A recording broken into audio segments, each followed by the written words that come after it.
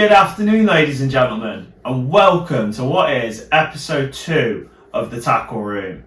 In today's episode, we're going to be focusing down on none other than the Winter League final, which is up and coming on the 25th of February.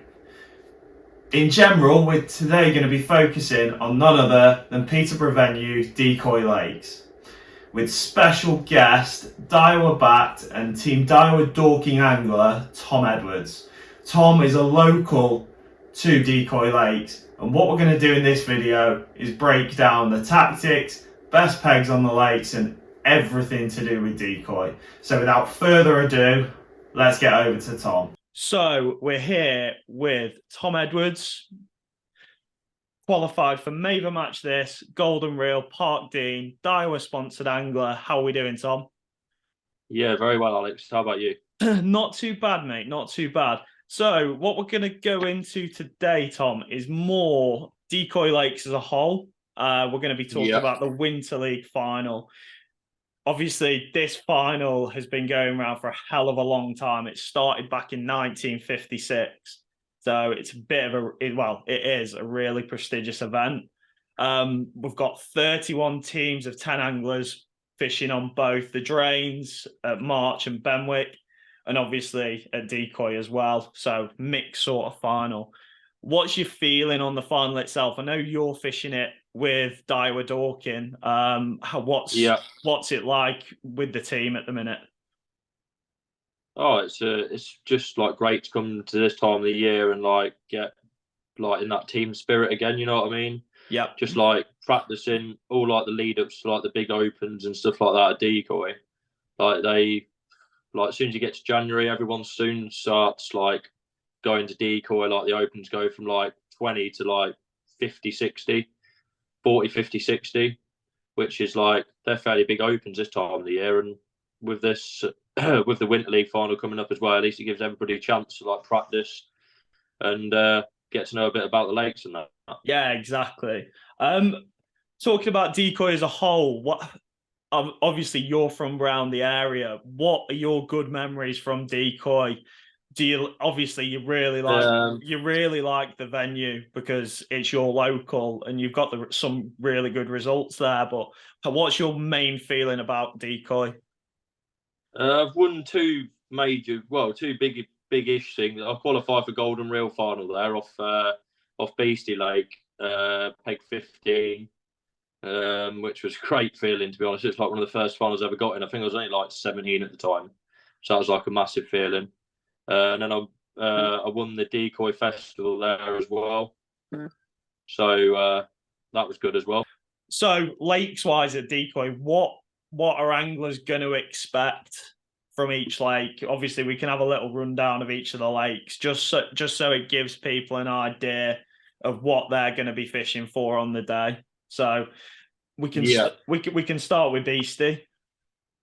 Yeah, Beastie is a bit of a funny one in the winter.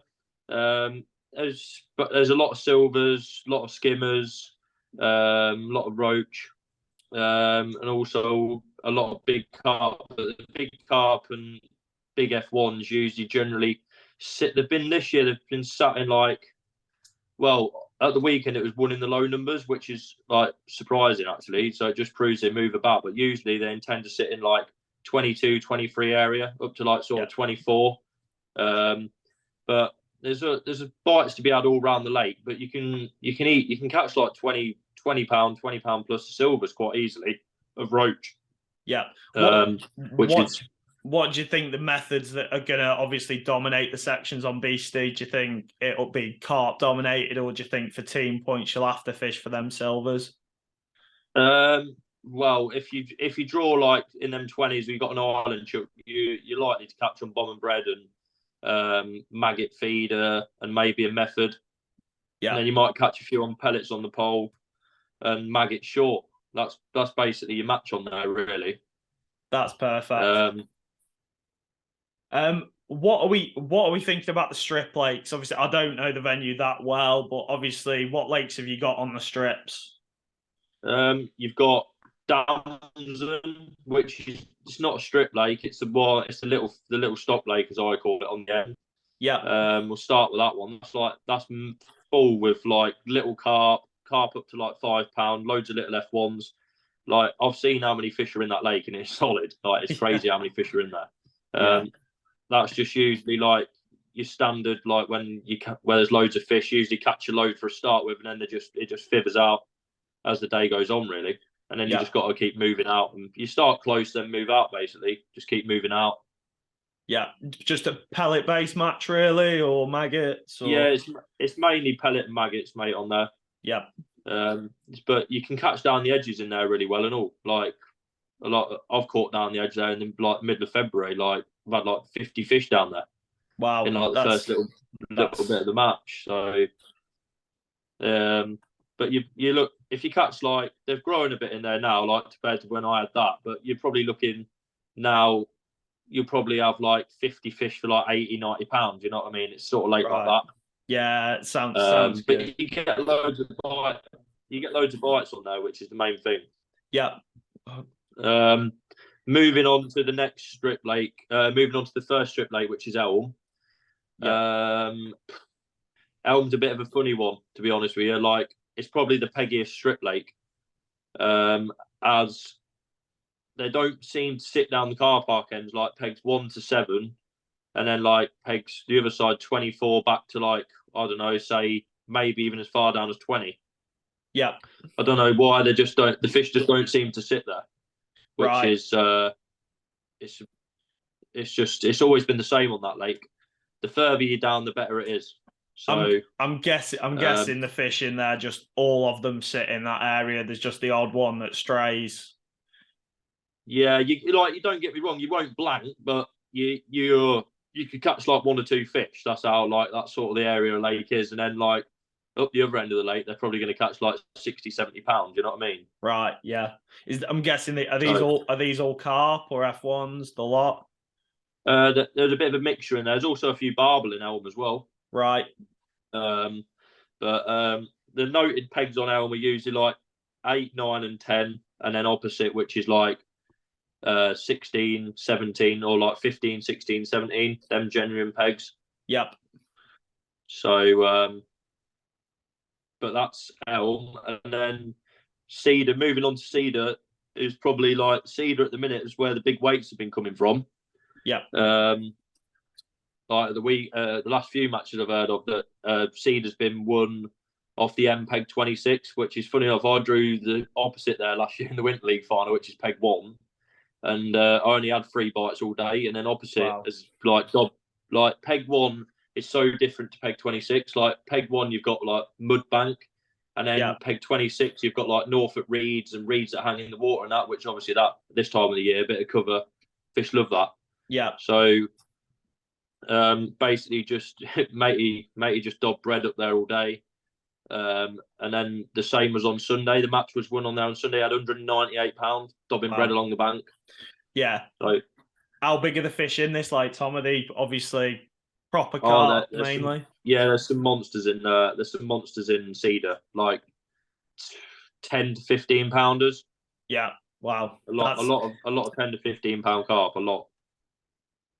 That's good. But and then like the other like the middle of the lake's been fishing pretty decent on there, but generally on the strip lakes, you're going to be looking at like maggots, pellets, maybe a bit of bread for dobbing, and that's your lot really. That's majority of all the lakes. Yeah. So you talk about obviously the big carp and stuff like that. What sort of gear are guys looking to actually turn up with to get these carp out? Obviously the bigger fish. Not talking about the other lakes where the fish are a bit smaller, really. Yeah, generally down the strips, I fish 018 main line to 014 up length. I've got it right from me now. Tournament rig line 018, and then I just use either an 016 rig line hook length, or if I'm on oak, I'd just fish 018, 014, or 016. Because they're massive carp. They're not looking at you. They're not looking at your hook length. Do you know what I mean? Yeah, exactly. They're there to eat, and that's it. So you want to get everything in as well. Yeah.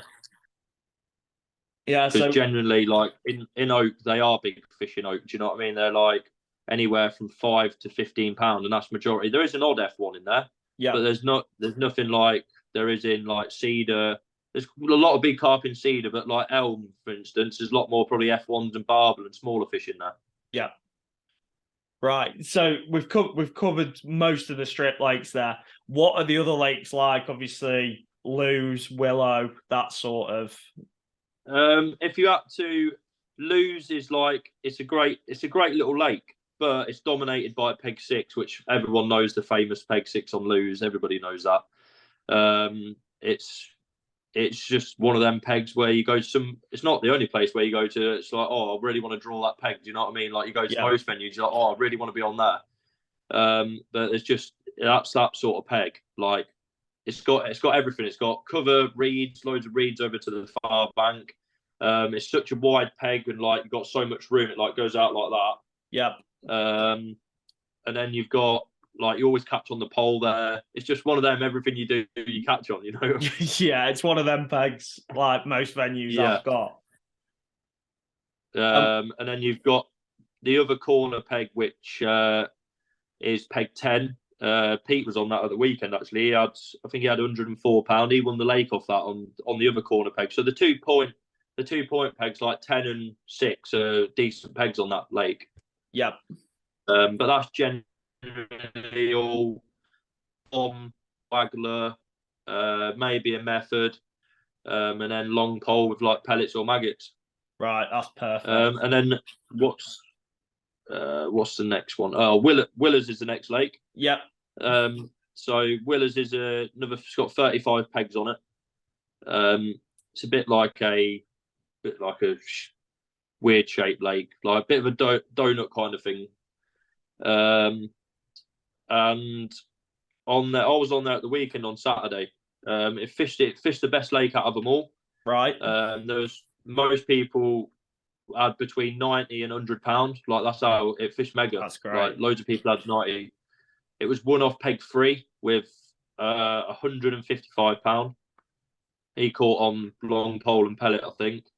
And then a lot of people caught on bomb and bread on there. Maggots on the pole. But there's 2 flyers on that lake, 25 and 29. They majority win most of the matches on there. But then it just proved that peg 3 threw up this week, which that's been a while since that threw up because it was the end peg. Yeah. So are we that lake? Are we looking that lake more smaller fish, or is it the same sort of stamp that we're saying? Well, there's some big carp in there. Like him, matey on peg 3 on Saturday, he didn't have many fish for £155. They're all like between £5 and £15. He said. Yeah. So like the majority, all the lakes at Decoy have got like mainly all big carp in. Do you know what I mean? With an odd, there's an odd lake that's got a smaller fish in, but the majority they're all big carp. All big carp fishing. Yeah, that's it. So we've got a couple of questions, mate. Obviously, we've been through the lakes there and everything like that.